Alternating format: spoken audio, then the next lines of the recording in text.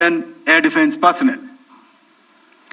All this was brought together as an efficient and effective AD environment by the Integrated Air Command and Control System, or the ISCCS of the Indian Air Force, which accords us the net-centric operational capability which is vital to modern days war fighting.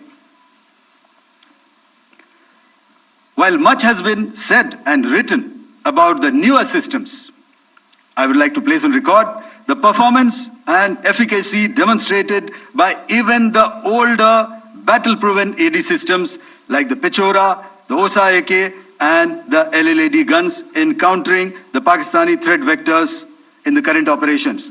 They were all modern generations, but these battle-proven systems stood the test of time and took them on head-on. Another highlight has been the stellar performance of the indigenous air defense weapon system like the Akash system. Here, ladies and gentlemen, I would like to mention that putting together an operationalization of this potent AD environment has been possible over the last decade due to unwavering budgetary and policy support provided by the Government of India in acquiring state-of-the-art equipment and weapon systems.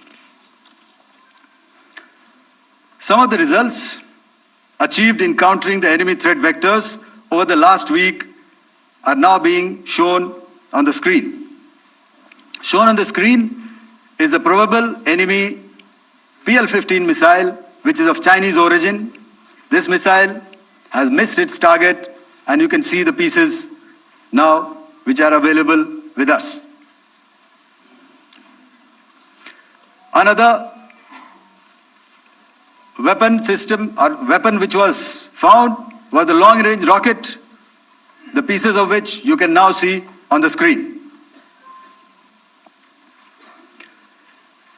We have talked about the loiter munitions and the unmanned aerial systems, and here are some of the glimpses of those systems which we have brought down.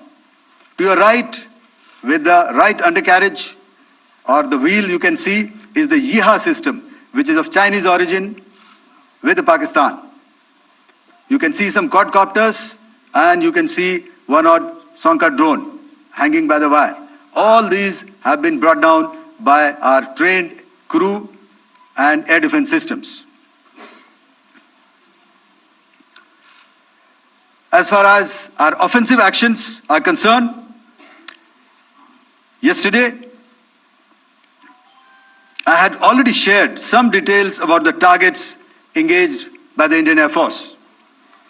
The composite picture of the Indian Air Force targeting so far is now shown on the screen. As you can see, we have targeted the length and breadth of the adversary.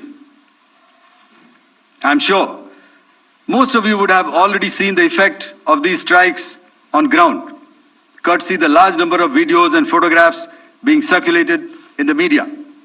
A few representative examples from the open source are now being shown to you on the screen. In fact, two of them. This is the strike on the Noor Khan Air Base. And you can see the effect.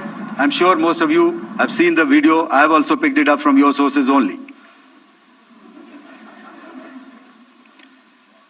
And this is the aftermath of our strike at Rahim Yar Khan Air Base. You can see the massive crater that it has left on its runway.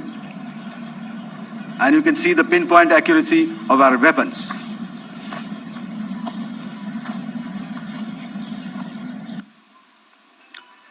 So with that, giving you an overview of how our air defense systems have thwarted the enemy drones, their fighter aircraft, their missiles, and resulted in minimal losses on our side.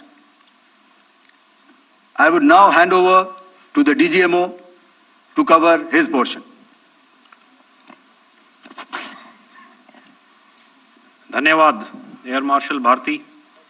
मैं आज आप सब के साथ भारतीय सेना के air defence measures जो कि हमने इंडियन एयर फोर्स के साथ मिलजुल कर तालमेल में लिए उसके बारे में कुछ बातचीत करूंगा। इस विषय में मैंने कल भी कुछ टिप्पणी करी थी, लेकिन आज मैं इस युद्ध के अहम एस्पेक्ट के बारे में आपको थोड़ा और पर्सपेक्टिव देना चाहता हूं। हमें एयर डिफेंस ऑपरेशन सिंदूर